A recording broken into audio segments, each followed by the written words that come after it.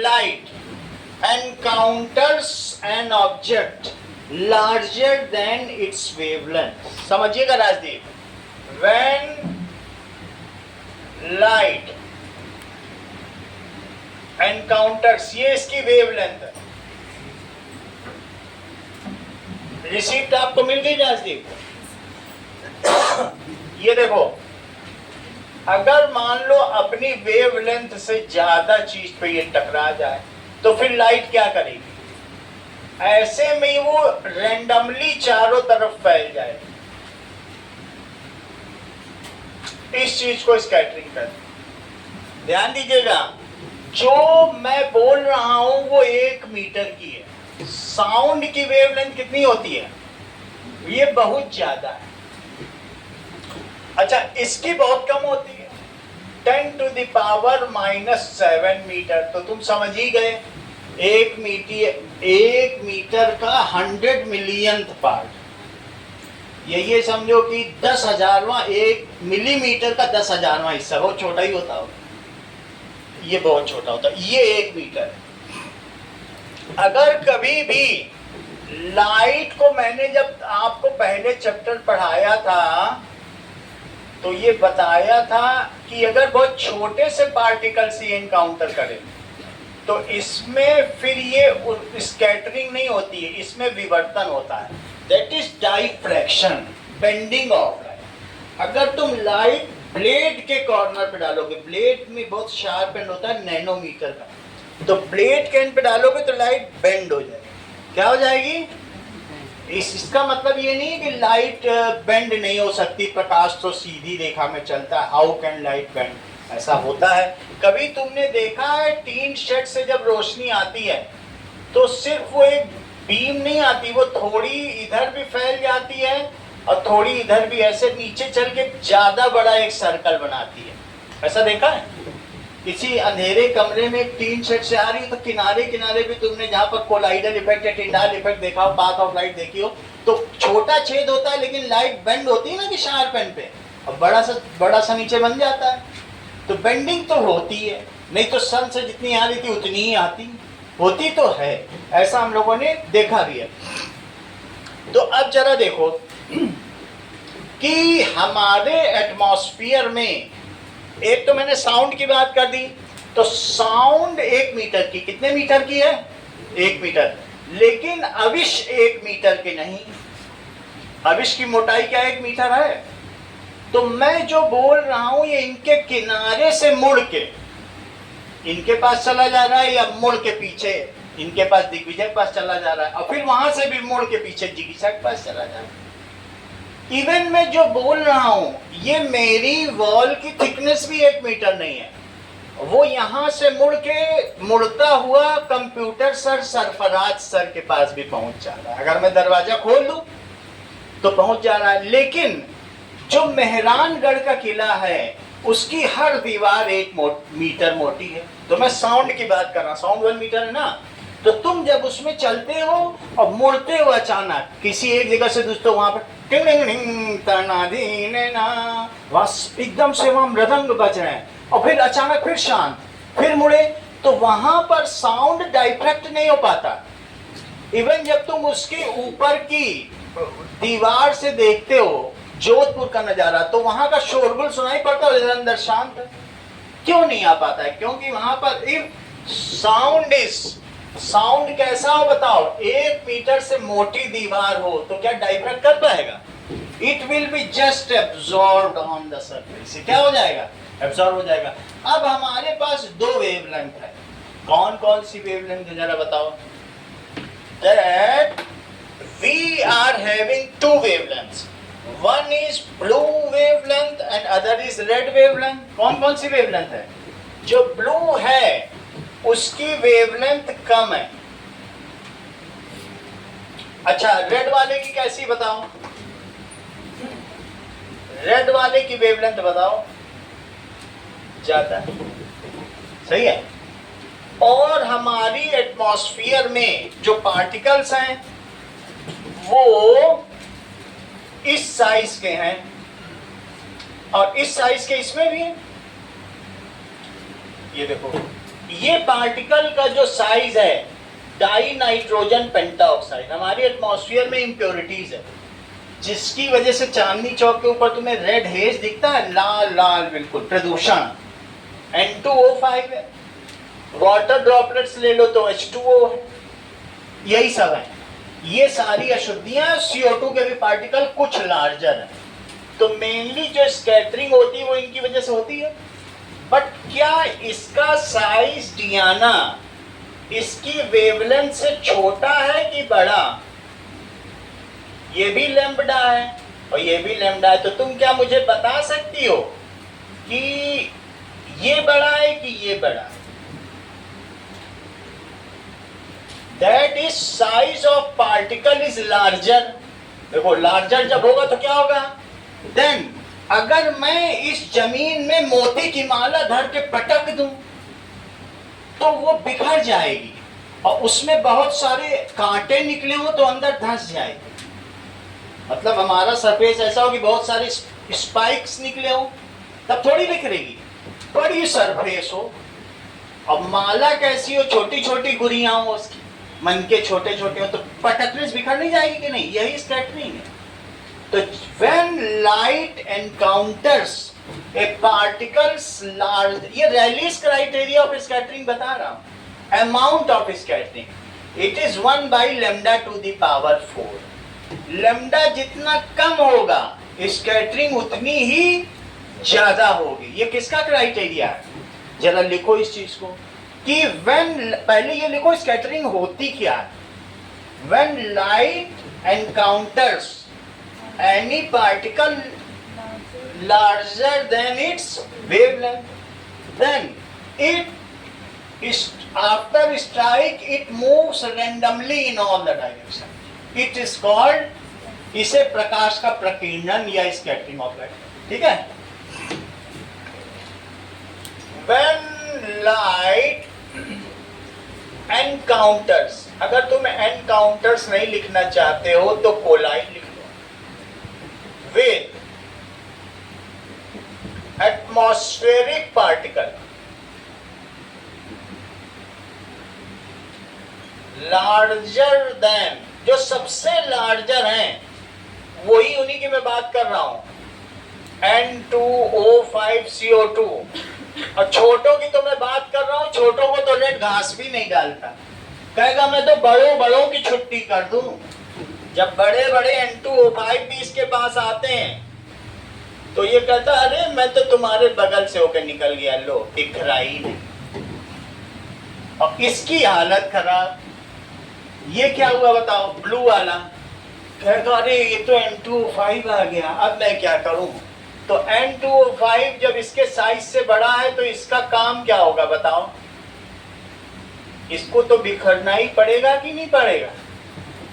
ये नहीं बिखरेगा, ये तो घूम के निकल जाएगा। जो लार्जेस्ट है ये सबसे डाई नाइट्रोजन पेंटॉक्साइड, इससे बड़ा कोई नहीं, उसको ये घास नहीं डालता है रेड वाला। और N2O5 सबको घास, ये ब्लू सबको घास डाल रहा है पर्पल, क्योंकि वो सबसे वो किया जा रहा है। So the most of the light which scatters in our atmosphere is purple. अब मेरे पास पर्पल स्केच उतना ज्यादा अच्छा नहीं चल रहा था तो मैंने ये ब्लू कर दिया। तो why our sky appears blue. Blue क्यों होता है? पर्पल को हम सिर्फ 10% देख पाते हैं, अदरवाइज जो पर्पल है उसके पहले स्काई ब्लू है, फिर उसके बाद ब्लू है, उन सब का मिला जुला रूप हम ब्लू बोल देते हैं, क्योंकि कई लोगों को जानकारी नहीं, वो इतना सोच नहीं पाते हैं क्या ये ब्लू है क्या? ये ब्लू तो डीप ब्लू और नेवी ब्लू तो बहुत वैसे होते हैं, फिर भी स्काई ब्लू तो कह ही सकते हो, और इन जनरल हम ब्लू ही बोल देते हैं। तो उनका जो भी पार्ट होते हैं, तो सिर्फ यहाँ पर पर्पल या वॉयलेट कलर ही नहीं होता है, तो स्काई ब्लू, इंडिगो भी होता है, ब्लू भी होता है, ब्लू तक होते हैं, अब बाकी नहीं हो पाते हैं। तो वो अभी हम लिख देंगे why our sky appears blue, क्योंकि इसकी स्मॉलर वेवलेंथ होती है और सबसे ज्यादा ये स्कैटर होते हैं। और जब कोई चीज बिखरेगी, सब तरफ मोती ही मोती बिखरे हो, मोती ही मोती बिखरे हो, तो मोतीमय आकाश नहीं हो जाएगा, और सभी तरफ ब्लू ही ब्लू बिखरा हो तो फिर ब्लू ही अपीयर होगा, और जो बच के निकल गया वो कभी दिखाई पड़ेगा? यही When light encounters a collide with atmospheric particles larger than its wavelength, larger than its wavelength, then after striking it moves randomly. ये यदृक्षया, randomly का मतलब अपनी इच्छा अनुसार, in various direction. This is called scattering.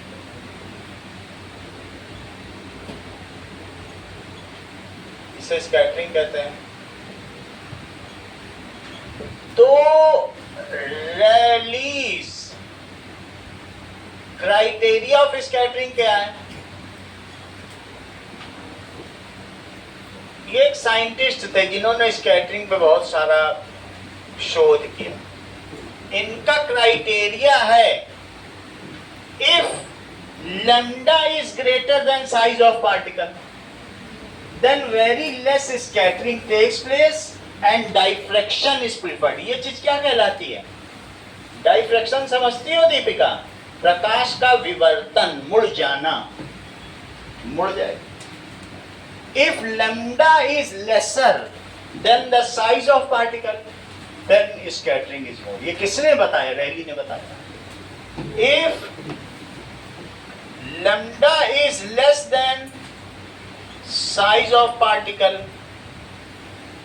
then scattering is more.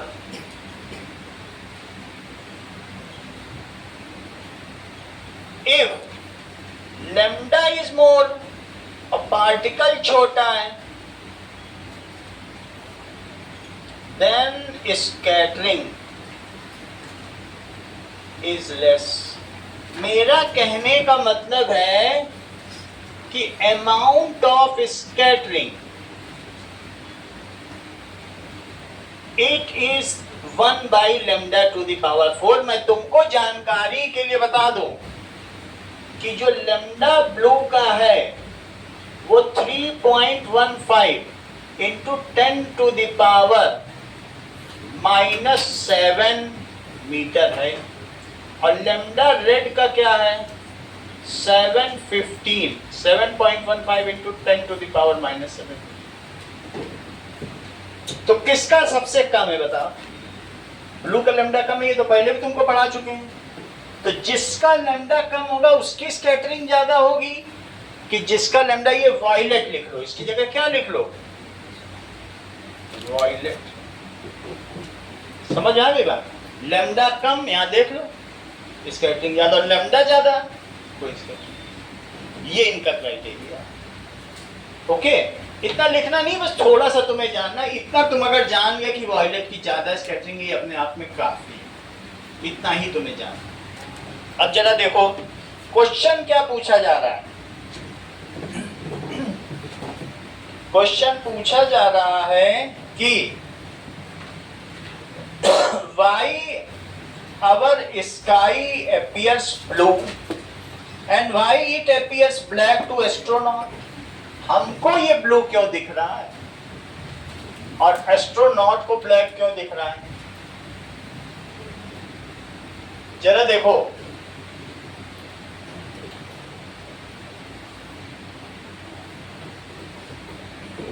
Tyndall effect क्या होता है? कल तुमने देखा था, मैंने TIR करके दिखाया था और उसमें डिटॉल डाल दिया था. क्यों डाला था डिटॉल? क्योंकि डिटॉल के जो पार्टिकल का साइज है वो क्या होता है? डिटॉल पार्टिकल वो 500 नैनोमीटर के. अगर नैनोमीटर कर दो तो 10 to the power -9 मीटर और 2 जीरो उसमें डाल दो तो भी इनके बीच में पड़ रहे हैं. तो आप देखो कि ग्रीन इनको तो कर ही देंगे, उसी के बीच में पड़ रहे कि नहीं साइज, तो ग्रीन से ज्यादा है इसका साइज. मेरा कहने का मतलब है टिंडाल इफेक्ट का क्या मतलब है कि भाई तुमने एक ग्लास में ग्रीन लाइट डाली, कल मैंने ग्रीन लाइट डाली थी कि नहीं, तो लाइट ग्रीन वाली इसके बीच में तो पड़ी, तो उसमें जो डिटॉल के बड़े बड़े पार्टिकल थे, उन्होंने कहा आ जाओ मैं भी तुमको देख लेता हूं। तो लाइट जब ग्रीन यहां चली तो ये बिखरने लगी। क्या करने लगी बताओ? बिखरने लगी। और जब बिखरने लगेगी तो क्या उसका पाथ हमको दिख जाएगा क्या? सही है। दैट इज किस में हो सकता है टिंडाल इफेक्ट? थोड़ा सा दूध डाल दो, क्योंकि मिल्क प्रोटीन के भी बड़े बड़े पार्टिकल है, डिटॉल डाल दो, सोप डाल दो, पानी में नहीं होती स्कैटरिंग। वाटर पार्टिकल छोटे होते हैं, वो नहीं कर पाते हैं, लेकिन इसके पार्टिकल्स जैसे डिटॉल डाल दिया। तो Tyndall effect when light passes through colloidal solution. किससे पास की बताओ? Colloidal solution. Then it scatters. क्यों स्कैटर करती है? Due to larger size of colloidal particle. किसके लार्जर साइज की वजह से? और जब स्कैटरिंग हो गई, hence the path of light is seen. इसी तरीके से जब धूल हो तुम्हारे वातावरण में, तो या कहीं पर तुम जंगल में जाती हो तो वहां मॉइस्चर कंटेंट है, फॉग है। जंगल में तुमने देखा है 9th की बुक में ऐसा स्कैटर्ड दिखाया, लाइट छन छन के पेड़ों से आ रही, दिखाया है कि नहीं? तो क्यों आ रही है? क्योंकि जो फॉग के पार्टिकल है उसके टाइनी ड्रॉपलेट्स के चारों तरफ, वाटर ड्रॉपलेट्स के चारों तरफ डस्ट आ जाती है और उसका कोलाइडल साइज बन जाता है। What is that? Is Tyndall effect. That is path of light becomes visible due to larger colloidal side and scattering of light through the particles suspended in nature। इसमें Dettol के particle लटके हुए हैं, suspended का मतलब लटके हुए हैं, और उसमें डस्ट के या फॉग के या मिस्ट के पार्टिकल लटके हुए हैं, उनसे स्कैटरिंग हो गई तो पाथ दिख गई। बोलो बात समझ में आ गई? तो इसलिए टिंडाल इफेक्ट भी एक टॉपिक है, उसे लिख लें। That is when light passes through। किससे पास होती है? Colloidal solution. कोलाइडल सॉल्यूशन जिसमें डिटॉल पार्टिकल डिस्पर्स्ड फेज है। डिस्पर्स्ड फेज होता है, डिस्पर्सिंग मीडियम होता है। Colloidal solution, colloidal solution 1 nanometre से 1000 नैनोमीटर तक के बीच का साइज रखता है। ठीक है, तो क्या होता है बताइए? Then scattering of light takes place. Then scattering of light takes place. प्रकाश बिखर जाता है। So path of light is visible,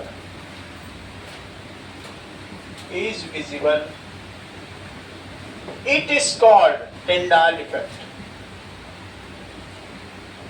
इसी को Tyndall effect कहते हैं। Harshvardhan, what is the criteria of scattering? Particles have to be bigger than wavelength of light। Which colored particle scatter more? Violet color। Is why it scatters more? Because wavelength of violet is E.15 into 10 to the power -7 meter। Which is lesser than the size of particle or greater than? Lesser। That's why scattering takes place more। Okay? आगे देखो। Why sky appears as blue? Sky appears as blue। चलिए, that is the color component of white light, that is Vibgyor।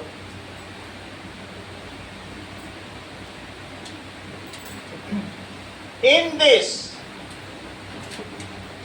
violet and nearby color have lower wavelength।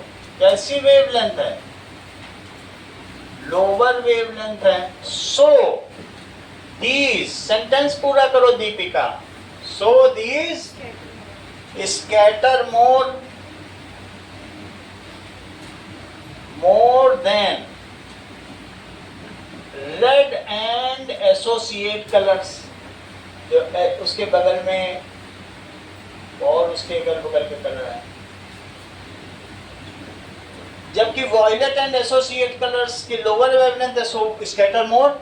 Hence sky appears blue due to scattering of violet, indigo and blue colours. Hence sky appears blue. Why sky appears dark at moon? Moon पर Swati sky dark क्यों?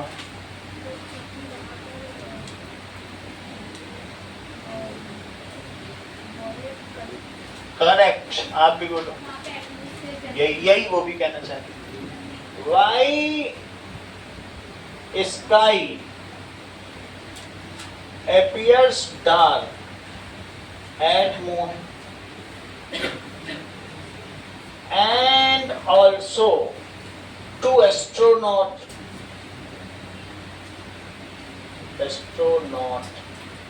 Ester का मतलब सितारे, सितारे.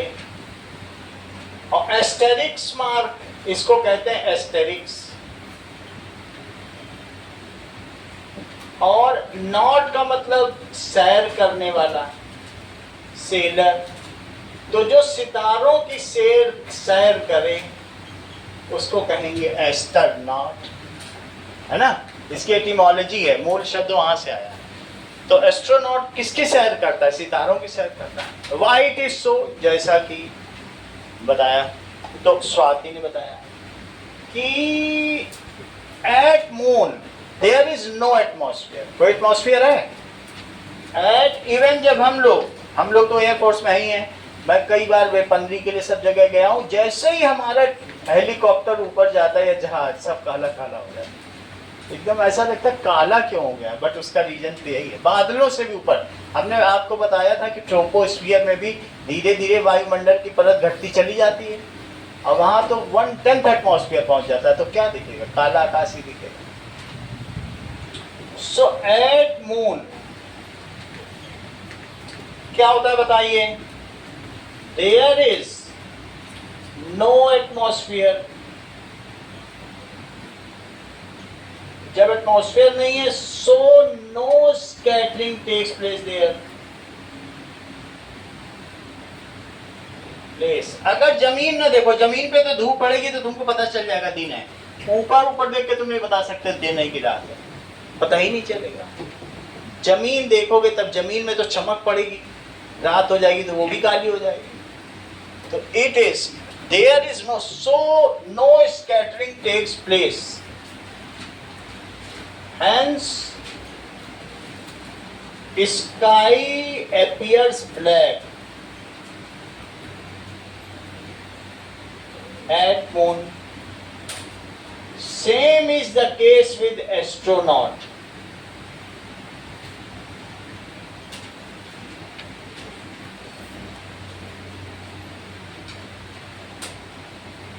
As they, वो किसमें cell करते हैं, मूव करते हैं? In free space, which observes no scattering.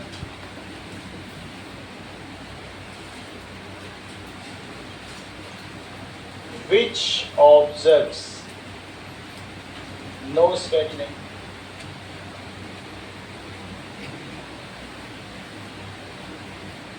Why Jigisha all danger signs are made red? ध्यान से सुनिए जो जिगिशा बता रही है. हाँ बताइए. करेक्ट. अब आप लोगों को समझ में आ गया कि कराने की जरूरत है, इसे पूरा क्लियर कराएं.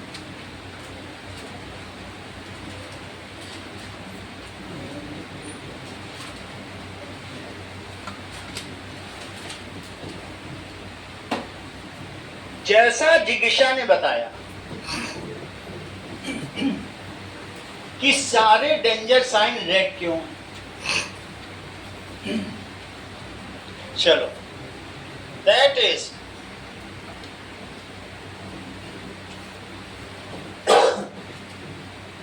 Red light scatters least and reaches farther. जो चीज स्कैटर ही नहीं करेगी तो वो बहुत दूर तक जाएगी। वो इलेक्ट्रॉन उसको एक्सेप्ट नहीं करते हैं। जैसे मैं तुमसे कहूं, ये देखो, ये सेंटर है, ये एटम है। अगर इस इलेक्ट्रॉन को ये इसकी ग्राउंड स्टेट है, ये न्यूक्लियस है, यहां से यहां पहुंचना है फर्स्ट आयोनाइज्ड स्टेट में, ये ग्राउंड स्टेट है।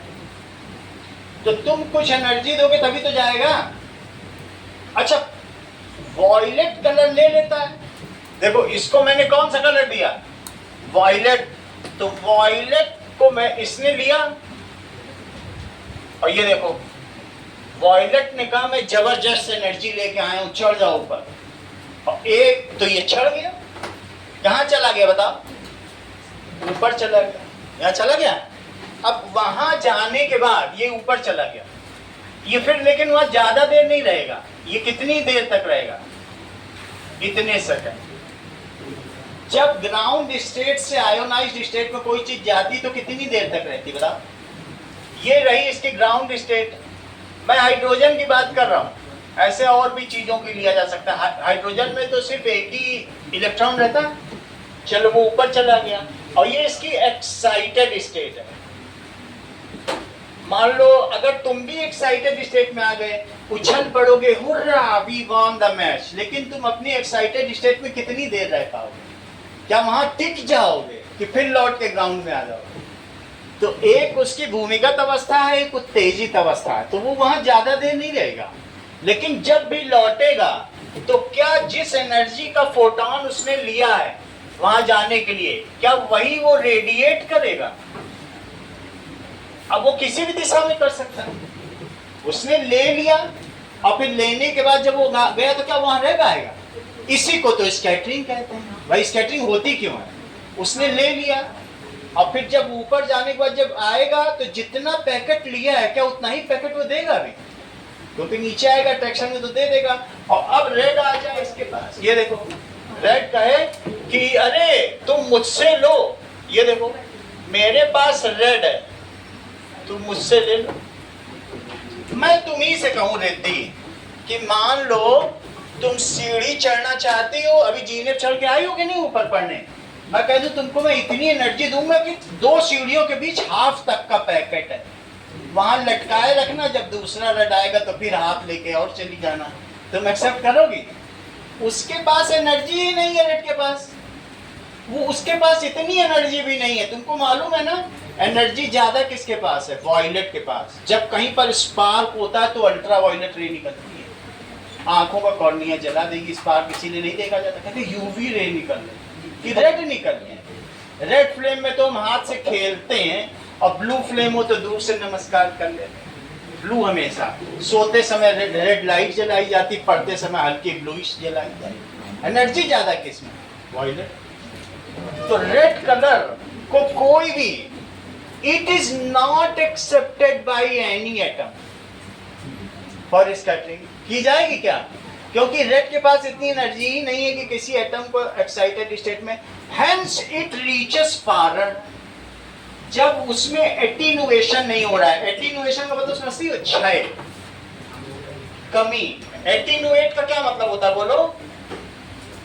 एटीनुएशन, दैट इज उसकी पावर घट नहीं रही। Red is accepted by none.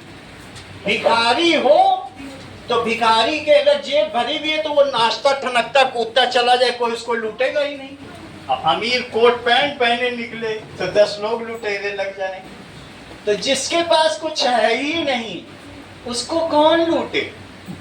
सो तुम जब एक चौराहा पीछे रहती हो सिग्नल से, then also red sign is visible. अरे अगला सिग्नल लाल हो गया, वहां से तुम्हें ग्रीन दिखता ही नहीं, तुमको ये भी नहीं दिखता येलो, रेड दूर से दिख जाता। लाल कपड़ा पहन के निकलो किसी दिन तो लोग कहेंगे भाई ये खतरा है, लाल पहन के निकल गया। तो रेड बात समझ में आई कि नहीं? Because it is visible from far distance, it is accepted by internet. अब जैसे वो कृष्णा लाल पहन के आई है, सबके लिए खतरा बन चुका है, खतरे की घंटी।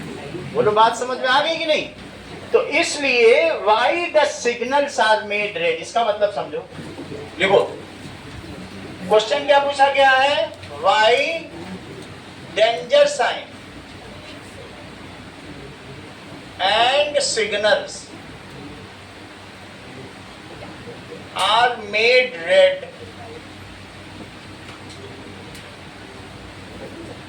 ठीक है, इतना बात समझ में आ गई? रेड कलर, बात नहीं करो, red colour light has more wavelength and less energy. More wavelength कहने से मेरा उतना वो नहीं मतलब है, बस लेस एनर्जी है। It scatters less and reaches farther. इसमें बहुत कम प्रकीर्णन होता है, बहुत दूर तक जाती है, तो इसलिए डेंजर सिग्नल को लाल बनाया जाता है कि दूर से ही दिख जाए। ब्लू नहीं पहुंच पाएगा दूर तक, दिखेगा ही नहीं तुमको ब्लू। ब्लू तो सिग्नल ही नहीं होता है, इसीलिए जो रोड सिग्नल है उनमें ब्लू रखा ही नहीं गया है, कहीं ऐसा ना हो कि दिखे ही ना किसी को, तो इसलिए बीच के इधर वाले ही रखे गए हैं। ठीक है, रेड येलो वही रखा गया है। देखो, red colour light has larger wavelength,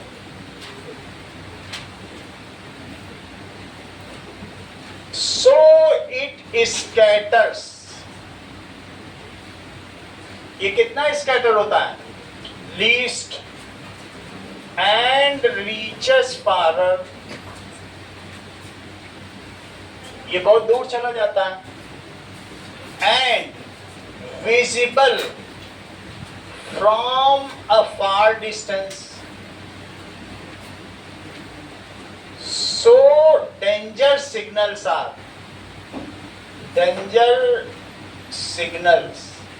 and stop signals are kept red। Question पूछा गया है, ठीक है, इट एटीन्यूएट्स लेस, इसमें क्षय कम होता है और ये रीच ज्यादा दूर तक इसकी रीच है। इट attenuates less, ठीक है, during its travel। जब इसके ट्रेवल में, attenuates का मतलब क्षय या लॉस ऑफ एनर्जी।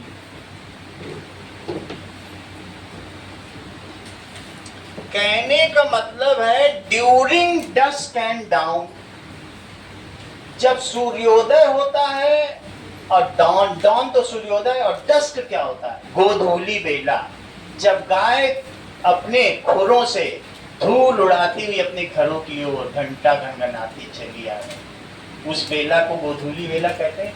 उस समय भी सूर्य की जो लालिमा है या अणिमा है देखती ही पड़ता। तो सूर्योदय और सूर्यास्त के समय लाल क्यों होता है? ये हेडिंग कमाई बुक की है। That is why sun appears red। ऐसा तो तुमने देखा होगा ना, सूर्योदय के समय लाल होता है, देखा है कि नहीं देखा? या कभी कभी तुमने सनसेट पॉइंट पे देखा हो तो रेड सन नहीं देखा क्या? तो why sun appears red during dawn। dawn Pakistani अखबार भी है, जिस सूर्योदय का अखबार, वो सूर्योदय होते ही डॉन अखबार, सूर्योदय। एंड डस्क, डस्क किसे कहते हैं? गोधूली बेला यानी सूर्यास्त। White so. अब जरा देखो, बहुत सारे लोग एटमॉस्फेयर नहीं बना रहे हैं, जब डायग्राम बना रहे हैं तो डायग्राम में एटमॉस्फेयर बनाना पड़ेगा।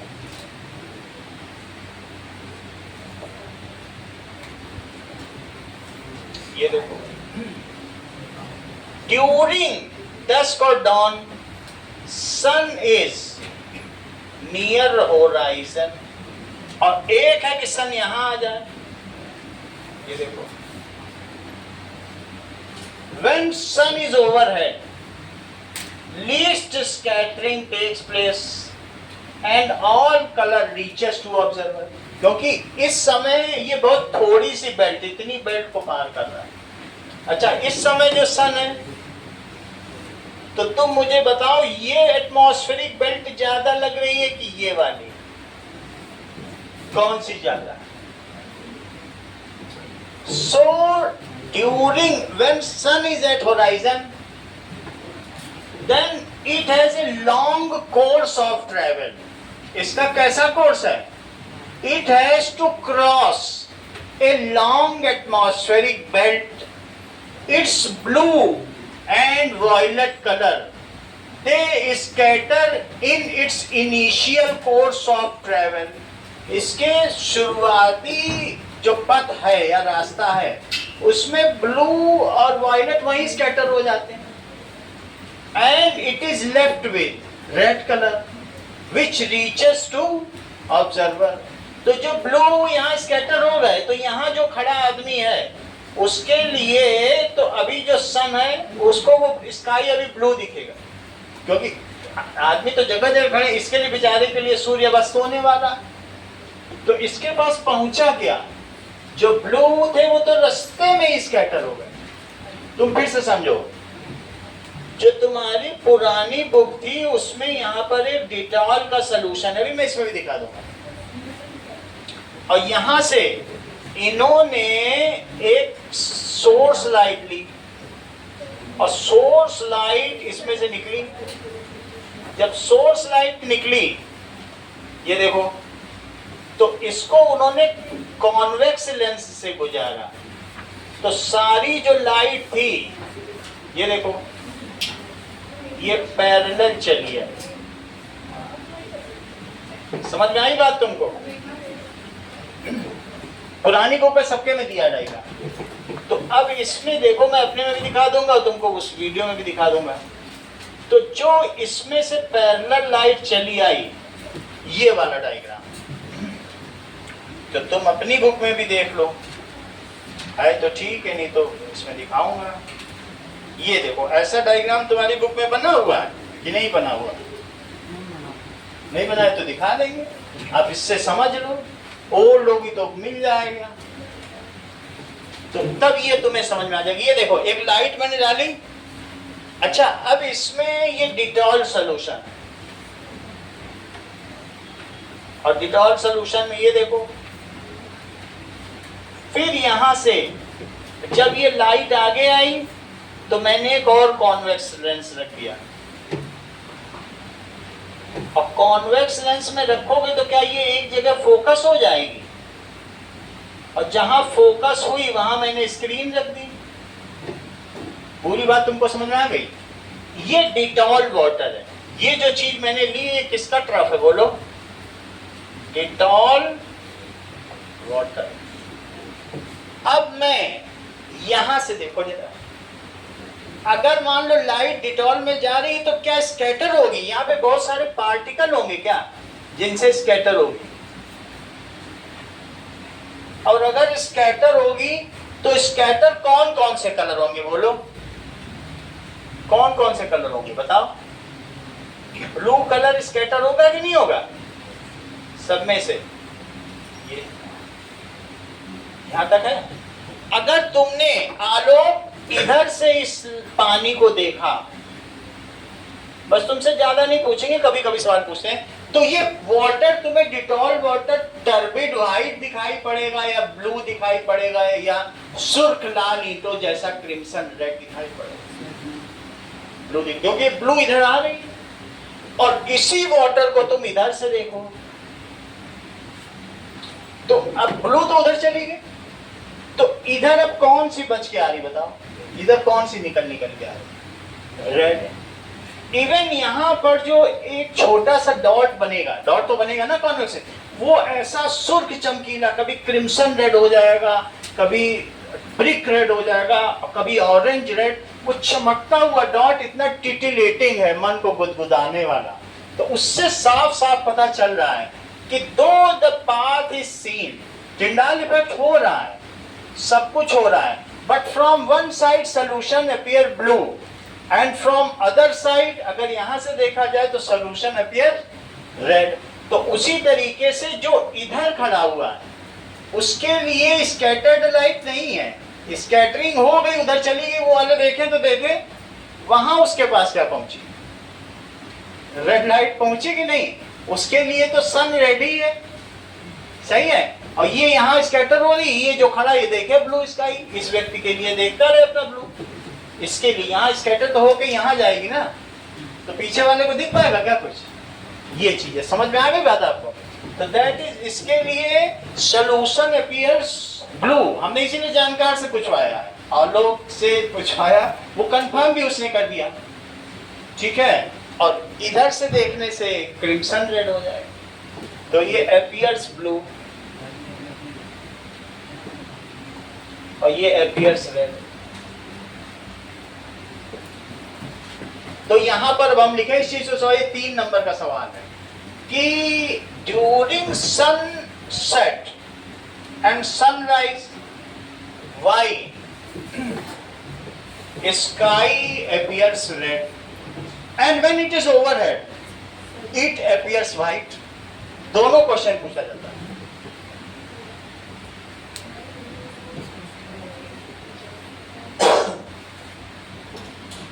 चलो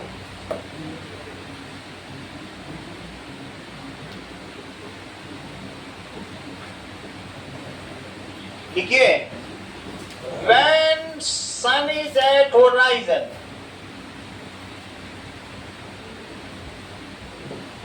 then its rays have to cross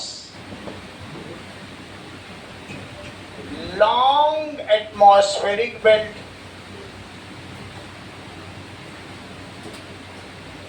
देखो ये लंबी एटमॉस्फेरिक बेल्ट है wish, long atmospheric belt, it's lower wavelength components like violet,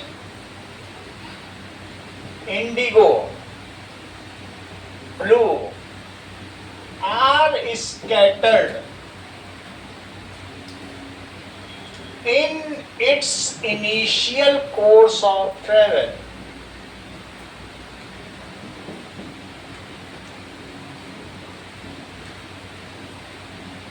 And only red color reaches to person at horizon, मतलब वहां पर, ठीक है। And only red color, horizon पे तो sun है, and only red color reaches to observer.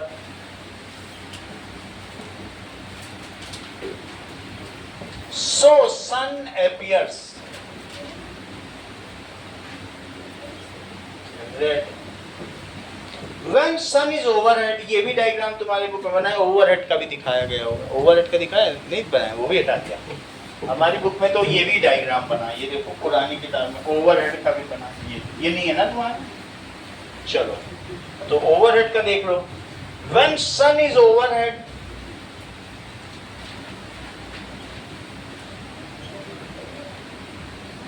then it has to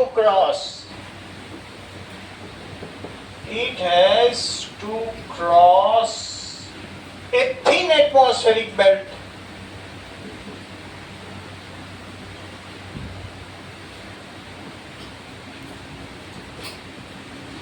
It results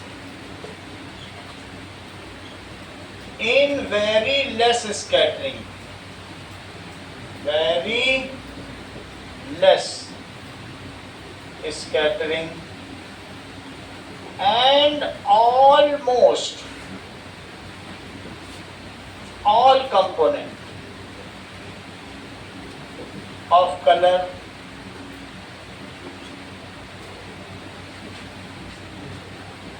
reaches to observer.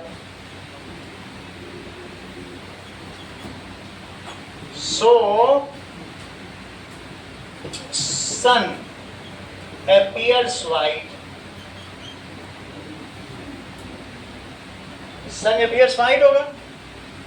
जब खड़ी दोपहर होगी तो तुमको स्काई उतना ब्लू नहीं दिखेगा, and from any other position now sky appears blue. और रात को स्काई भी रेडी दिखता है, वो जो रेड पड़ रहा है सब तो लालिमा लालिमा। और किसी भी पोजीशन पर होगा तो टकरा के कुछ तो पहुंचेगी तुम्हारे पास। सन अब बिल्कुल सीधा है तो सब सीधा आ गया, और कहीं और है तो कहीं से टकराएगी तो कुछ ना कुछ पहुंच जाएगी, वो तो बता ही दिया। ठीक है, अब देखो नाउ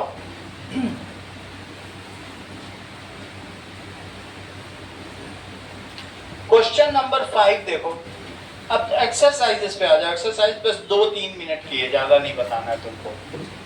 देखो, human I can focus object at different distances bye adjusting it's focal length. इस चीज को तुम हर्षवर्धन क्या कहोगे, बताओ? किसी भी डिस्टेंस की चीज को, चाहे इंफिनिटी से 25 सेंटीमीटर की हो, वो रेटिना पे ले लेती है। इस चीज को तुम क्या कहोगे, देख के बताओ। है नहीं क्या वही सवाल? बोलो। अकोमोडेशन, भाई तुम भी एकोमोडेशन ढूंढने जाते हो कि नहीं, कि हमें कुछ रहना है, तो वैसे आंखों की भी एक समंजन क्षमता होती है। अगला सवाल देखिए Harshvardhan, human I forms the image at retina. Retina मैंने जानकार आदमी से पहले ही पूछवा दिया है। तीसरा देखो, the least distance of distinct vision कितनी है? 25 सेंटीमीटर। 25 सेंटीमीटर। चौथा देखिए, the change in focal length is caused by the action of ciliary muscles।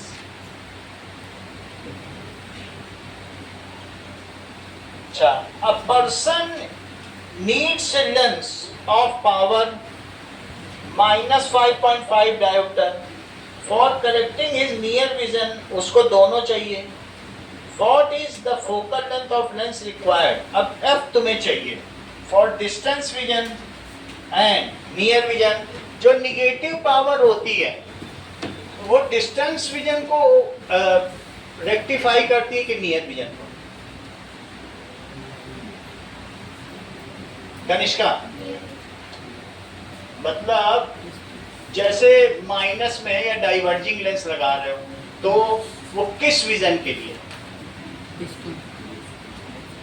Distance vision के लिए ना, क्योंकि मायोपिक पर्सन सितारे नहीं देख पा रहा है, तो सितारे दिखाने के लिए। अब प्लस की पावर किताब पढ़ने के लिए, वो नियर विजन के लिए इंप्रूव करने के लिए। और डिस्टेंट विजन को कौन इंप्रूव करेगा? मायोपिक व्यक्ति सितारा कैसे देखेगा? डाइवर्जिंग लेंस लगा के। So that is negative power is for distant vision and positive power is for rectifying या इंप्रूविंग नियर विजन। देखो इस चीज को, नहीं तो फिर कनिष्ठा गड़बड़ कर देंगी। Negative power is to improve distant vision and that is diverging lens। और ये बताओ पॉजिटिव पावर किसके लिए होती है? is to improve ये नियर विजन। किताब पढ़ लें, that is converging lens। अब देखो, तो हमें पावर निकालनी है। फोकल लेंथ को तुम ये जानते हो 1 पावर होती है।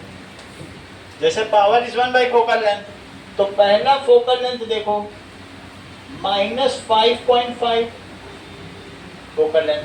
ये जो चीज आएगी अब ये मीटर में आएगी, क्योंकि तो तुमने ये जो चीज रखी है वो मीटर इनवर्स में रखी है, तो चीज मीटर में आएगी नहीं आएगी?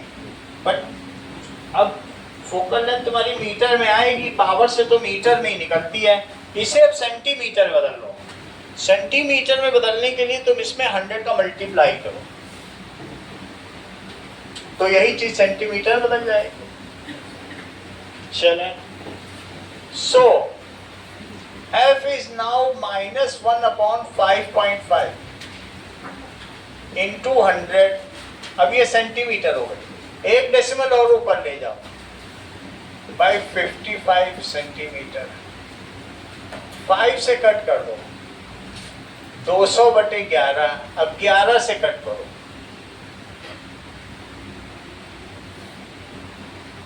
तो दैट इज 11, फिर से 2 बच गया, तो -1 -18 आया, 18.18 बार सेंटीमीटर इसकी फोकल लेंथ ये चाहिए।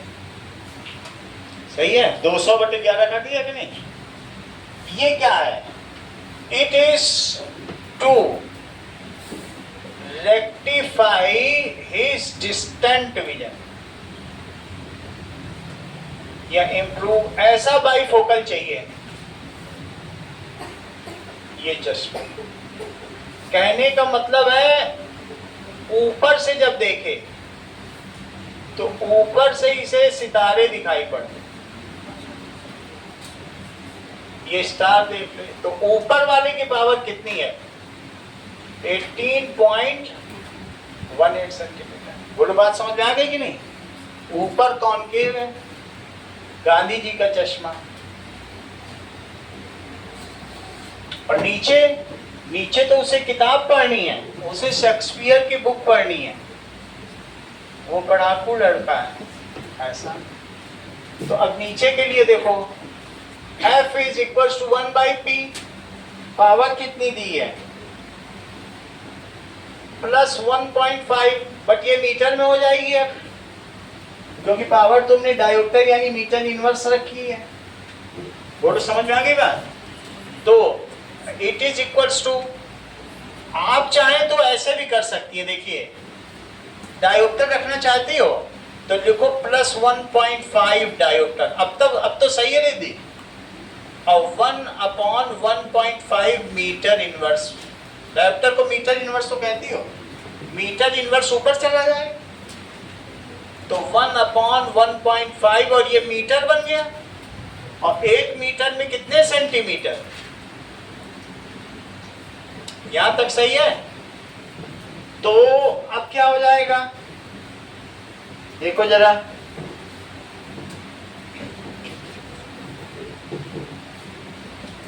एक 1000 5 से कट करो तो क्या ये 66.6 सेंटीमीटर हो जाएगा प्लस में? तो नीचे वाले की पावर कितनी चाहिए बताओ? +66, ये फोकल लेंथ हुई ना कि पावर, और ऊपर वाले की फोकल लेंथ कितनी चाहिए? अगर इस तरीके के उसको लेंथ मिल जाए, bifocal length, he needs a bifocal length of the respective powers. Power तो दी है फोकल लेंथ। अगला सवाल देखें, make a diagram to show hypermetropia कैसे करेक्ट किया जाता है, ये सब बता दिया है। नियर पॉइंट, 7th क्वेश्चन देखो, near point of hypermetropic eye is 1 metre.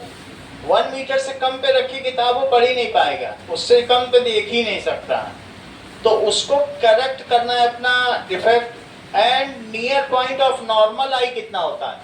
ये डिफेक्टिव आई है, हम चाहते हैं कि भाई उसको ठीक करा दें, तो near point of normal I 25 centimetre, तो उसको तुम ये करना चाहते हो, उसके पास कन्वर्जेंस कम है, तो हम चाहते हैं कि ये जो आंख है जिसके पास कन्वर्जेंस कम है, इसको क्या दे दिया जाए कि इसकी कन्वर्जेंस बढ़ जाए? इसको एक कन्वर्जिंग लेंस दे दो। अच्छा, अभी पहले ये क्या करता था, तो यहां की चीज नहीं देख पा रहा है, चेक करो, जस्ट लेट अस सी इसकी स्थिति क्या है। इसके पास लेस कन्वर्जेंस है, तो यहां पे रखी चीज अगर होगी तो कलेक्ट कर ले रहा है, ये बहुत दूर है। अब ये 1 मीटर पे रखी हुई चीज कलेक्ट कर रहा है, 1 मीटर में फिर पन्ना कैसे पलटेगा? क्या जहाँ जाके दौड़ भाग ही करता रहेगा पन्ना पलटने के लिए? 1 मीटर है, that is near point of defective eye. ये क्या चीज है बताओ? Near point of defective eye. However we want to make it 25 centimetre for normal eye होता है। तो हम क्या करें कि इसको लगे हम वहीं से ले रहे हैं, but we should increase its convergence by using converging lens. तो कैसे किया जाए?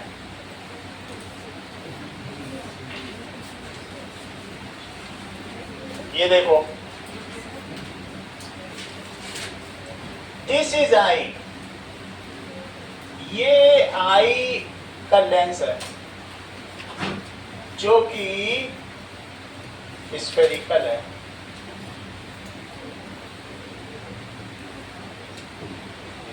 और हमने इसको एक एक्स्ट्रा कन्वर्जेंस दे दी कि ठीक है आप एक्स्ट्रा कन्वर्जेंस ये दे दी। अब देखो, यहां से जब मैंने इसको कन्वर्जेंस दी, यही 25 सेंटीमीटर, तो सिर्फ इतना ही तुमको दबाना है। दबेगी तो जरूर, लेकिन कितना दबाना है? इतना ही दबाना है कि उसे लगे कि 1 मीटर से आ रही। दबा दी, क्योंकि कन्वर्ज है तो दबाना तो है ही है। देखो यहां से दबा दी, न दबाते तो कहां चली जाती? तुमको लग रहा है ना इसके सेंटर से, वरना ये इधर जाने वाली थी। और यहां भी देख लो, तो उसको जाने दिया आगे कि दबा दिया? दबा दिया। लेकिन अभी भी इस आंख को लगेगा, आंख को इजीली चीट किया जा सकता है, इस आंख को लगेगा ले तो 1 ही मीटर से आ रही, क्योंकि वो सोचेगी कि पीछे से कहीं से आ रही होगी और वहां से तो मैं इसको कंप्रेस कर ही लूंगी, इसलिए को क्या लगेगा? ये रे डायग्राम पिछली बार जब आप लोगों से पूछा गया है तो बहुत कम लोगों ने सही बनाया, उसमें से एक रिद्धि भी है। Riddhi is so precise and her diagram is needed to be retrospected. सबको सीखना पड़ेगा रिद्धि से। यहाँ तक समझ में आ गया? और फिर उसके बाद यहां से कहेगा ठीक है अब तो मैं रेटिना पे से दबा ही दूंगा। तो ये डायग्राम हो गया। समझ में आ गई बात? थोड़ा सा दबाना। कुछ लोग क्या कर रहे हैं, ये लेंस बनाया और ये आंखों का लेंस है, ज्यादातर ने ये किया है। मैं सिर्फ अभिनव की बात नहीं कर रहा हूं, आप लोग अभिनव ही समझ रहे होंगे। तो यहां से उठी और यहां से दबा दी कि कुछ लेना नहीं है लेंस से कैसे जा रही है, और फिर ऐसे दबा दी और फिर इसको ऐसे मिला दिया। ये इतना गड़बड़ डायग्राम है जैसे इस चैप्टर को कभी पढ़ा ना गया हो। क्या रे ऐसे मुड़ के जाएगी? ऐसा कभी नहीं करना है। रे गई दबी, लेकिन दबी वाले को ही डिटेल्स करना है। इसको तो टीचर ऐसा काटेगा, इसका बदला तुमसे अगले 4 क्वेश्चन मिलेगा। वो इससे तो अच्छा तुम्हें लगेगा बनाया ही ना होता। समझ में आया? हल्का सा दबाओ, तो हल्का सा दबाने पे वो पीछे मिल जाएगी। ठीक है कि नहीं? यही करना है तुमको। और ऐसा बना दिया तो इतना खुश हो जाएगा कि अगले 4 सवाल देखेगा नहीं, चाहे गलत करके आयो टिक टिक करके सही कर। इतना इसका बोल। उसके लिए तुमको रिद्धि को लेज या कुछ भी खिलाना पड़े, यही कर सकती है और कोई नहीं कर पाता है। यहाँ तक तुमको समझ में आ गया? और एक काम और कर देना, ये नियर पॉइंट है, इसका डायग्राम कहाँ बन रहा है? 1 मीटर पे बन जाए। अगला सवाल देखो। What is the normal? Why is normal eye not able to see the object placed closer than 25 centimeters? Now, each eye lens is a jelly like structure. Eye lens कैसा होता है बोलो? जेली लाइक लेंस, वो तो मालूम है। तो क्यों हम 25 सेंटीमीटर से पहले नहीं देख पाते? Eye lens is jelly like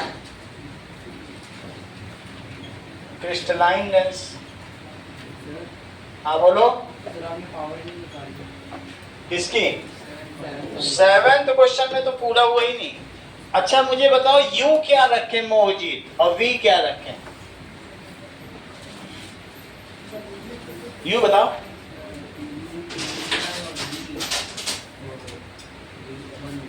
बोलो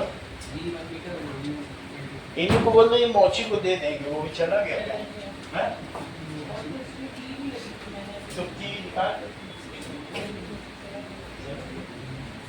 यू कितना बता रहे हो? और वी माइनस मीटर में ना रखो, पहले एक ही चीज रखो, -100 centimetre. So 1 by V it is 1 by F. तो इसका अगर पावर निकालनी है तो पहले से ही मीटर में लेके चलना चाहिए। मीटर में रख लो। 1 बाई -0.25 मीटर में रख लिया, और -1 बाई -1 मीटर, ये कह रहे हैं सब मीटर में रखो। तो फिर अब 25 सेंटीमीटर को भी मैंने मीटर में बदल लिया।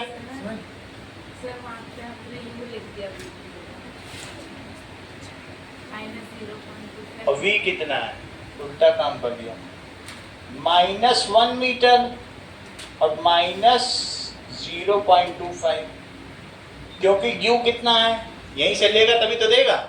अब जरा चेक करो, 1 बाई -1 और +1 बाई 0.25 इट इज 1 बाई, अब सब कुछ मीटर में ले रहे हैं तो यही पावर हो जाएगी।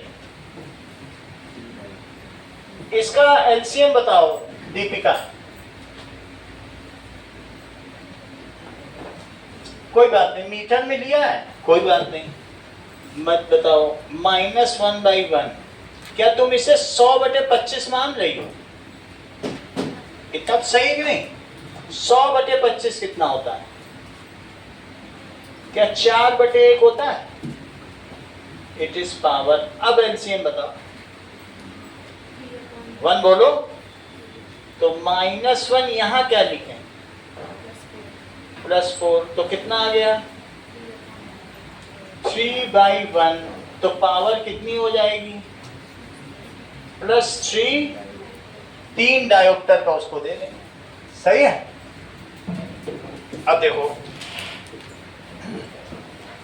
नाउ डार्क इंस्टेड ऑफ ये, our eye is jelly like crystalline lens, it has flexibility and capacity to change its power but up to a certain limit। इसके भी अपने constraints हैं। constraints का मतलब सीमाएं हैं, ठीक है? it has flexibility and it can change its power but up to certain limits। it has its own constraints। Constraints का मतलब इस आंखों की भी अपनी मजबूरियां हैं, ये टूट नहीं जाएगा। तुम जस्ट जेली को भी तोड़ोगी तो फट जाएगी बीच में से, खाती हो। Also ciliary muscles have their own constraints। ciliary muscles की भी एक भी सीमा नहीं कि खूब बढ़ता चला जाओ दबा के रख दे, उसकी भी अपनी सीमा है। Also ciliary muscles have its own constraints।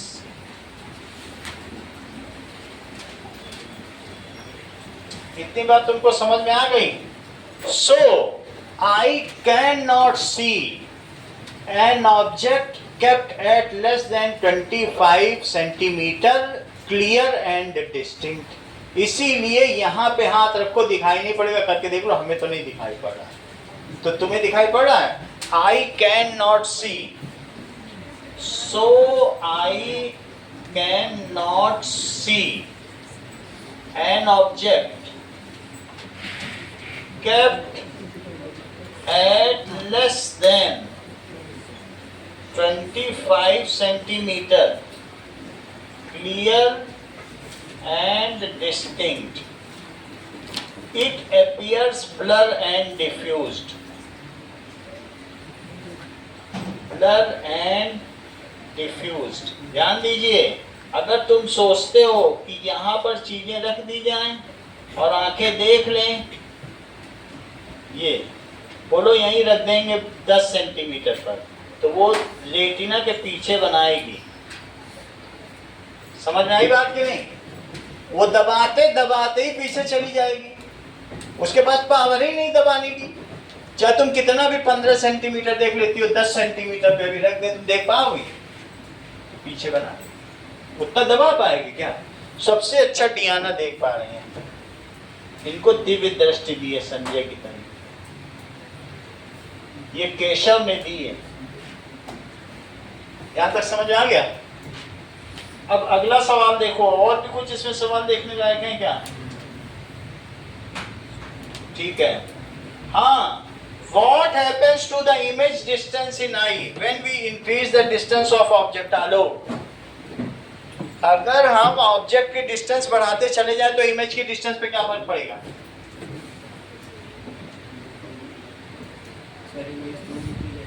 Correct.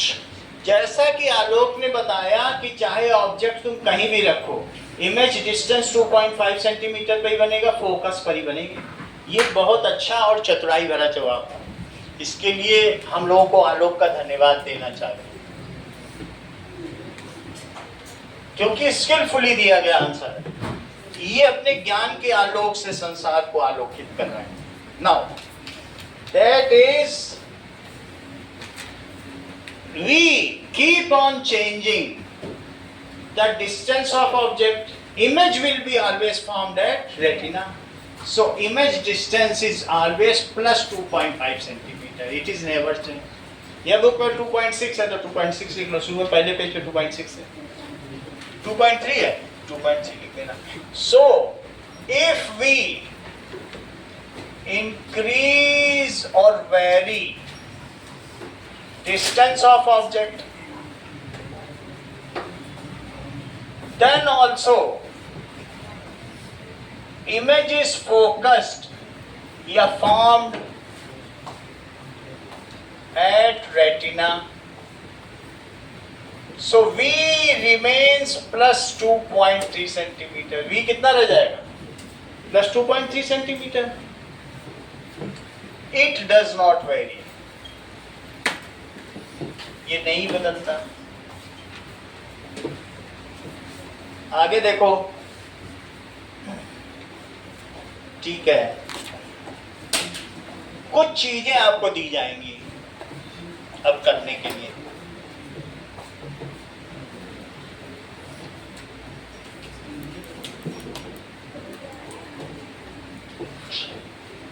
Now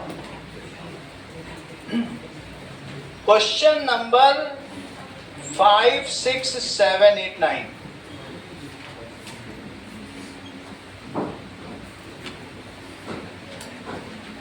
Now, question number 2.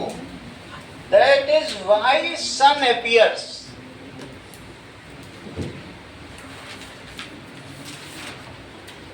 red during sunrise and sunset. Why it appears white when overhead?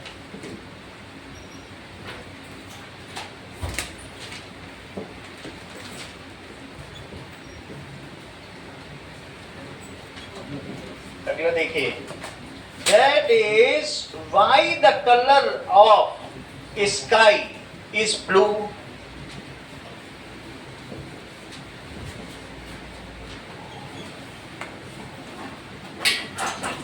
Clear sky, जब कुछ ना हो, बादल भी ना हो, is blue. Why it appears black to astronaut?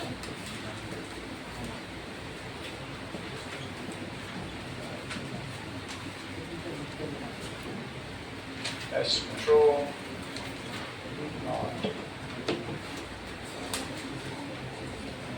What is scattering?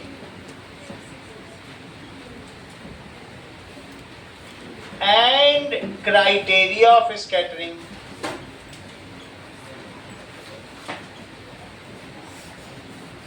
What is Tyndall effect?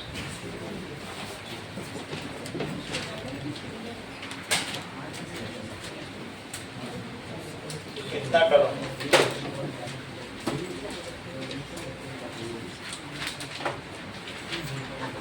एक में डायग्राम भी पूछा गया है, वो डायग्राम बना देना। एक किसी क्वेश्चन में एक्सरसाइज में पूछा है, 7th में, तो 7th में यही डायग्राम बना देना। यही डायग्राम, यहाँ 2 एरो और लगा देना, यही वाला बनाना होगा।